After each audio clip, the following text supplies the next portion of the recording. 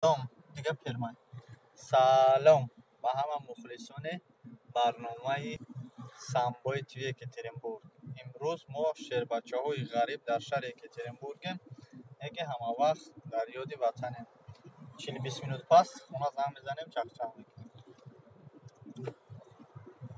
گپ زکو شهر نر این شهر نر غریب بچه ای وادی یکچنور نه ای маленький парижак شهر نر خیلی سفرالله ягвара чӣ мекунӣ ту эфир даи гап за ку гап за ягон чӣ қа хурсанди ирӯз чӣ вандам карда даган ку булоша нишон текшу размери чӣ размери хита чӣ калонай ама майда шамиай барои чӣ тира подарка кам برای خراش شفیر بودم معنی خیلی پدرکا کردگی ها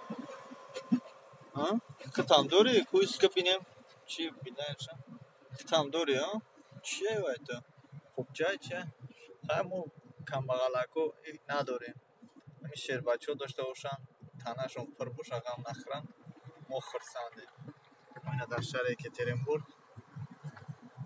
بازی این مایره تو خونه را قبله بازی با میره و قبش میزنه کی گپش میزنه؟ قبش میزنه کیاخی؟ همش دیگه تایی میبرم برادران عزیز شما آمدین در کانال سامبای تیوی یکاترینبورگ.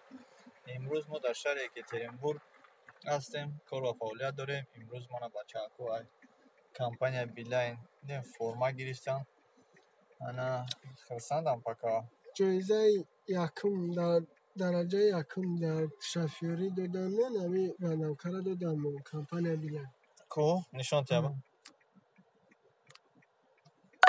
آنا تمام همه قگه گفتنی برادران شما افیر رو بعد از چند ساعت ما دوام میتیم شما انتظار شوین ما بدیم غریب بچه ها از شهر یکاترینبورگ سامبای توی یکاترینبورگ همراه بهترین شفیع